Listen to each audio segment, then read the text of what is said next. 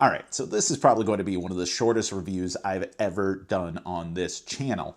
Veilwraith Absolution is the simultaneously released expansion to Veilwraith, the solo-focused campaign game by All or Nothing Productions that recently came out. We did a review. We loved it. The only complaints I really had about the game is that it felt a little slim, a little trim, like it needed some extra meat on its bones.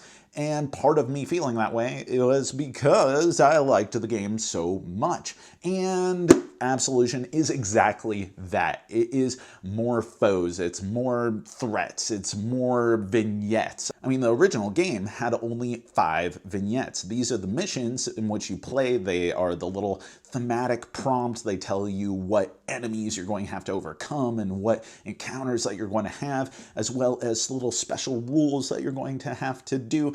And you play through it really quick. This adds 15 more vignettes. This little box has almost as much content in its totality as the original base game, but in some ways it far exceeds the content in specific categories like those vignettes. And is it good? Yeah, it's really good. The content in here, the foes, the threats, the vignettes, add more creative encounters that you're going to have to deal with and overcome. And one of the problems with the original game is that the upgrade system was so cool. Upgrading your default power tokens, the powers themselves, and sculpting your deck with all the memories felt like you could glimpse a future reality in which you really got to exercise on the promise of making your ultimate Wraith that's asymmetric to any other Wraith that you build for facing campaigns.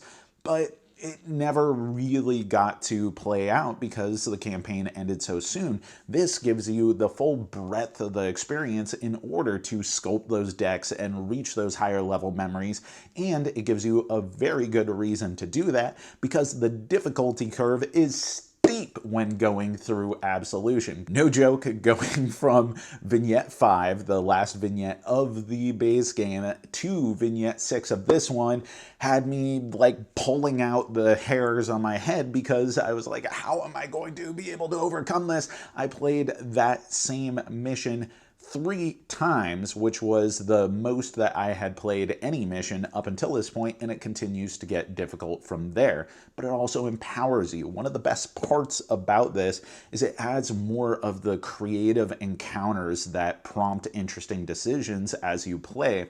More of the enemies or deja or threats that are more interesting as opposition. Sure, they're going to continue to drain your health if you leave them out, but maybe they give you boosts when you defeat them, or there's good reasons for defeating them at certain times, or maybe they don't hurt you so bad, but impose interesting limitations on you, so that way you can juggle what is going to be the target of all of your mechanical focus in the game, which is cool. It is more of the creative and interesting and thematic stuff that made the original so compelling and really expands it into the fully fledged campaign game that I wanted it to be. The only real complaint I have about this is like the mirror image, the veiled version of what was my complaint about the original, is that this should have been in the base game. This is a ton of content, and the original had an Absolution size hole that this is trying to fill. So what I'm telling you to do is fill the hole, or I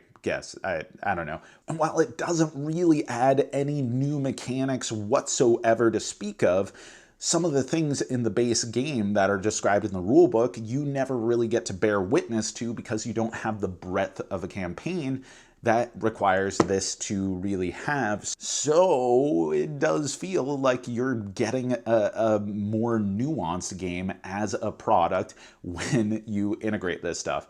The last thing that I want to mention is that this does have little tokens to represent the special rules for all the different vignettes, which on their own is kind of like a silly thing because it's just a reminder token for the card that is also in front of you that is a reminder in and of itself. Like, I don't need the additional token in order to provide myself the reminder of the rules that are on the card that is right in front of myself. I mean, come on, that's kind of redundant. It's a little silly, but it does suggest that if you wanted to replay the campaign, you could shuffle up the tokens, randomizing the special rules that apply to the different vignettes, which, yeah, I guess that's cool. I mean, it's kind of a big nothing burger for me, but maybe that's extra content that someone's going to take advantage of.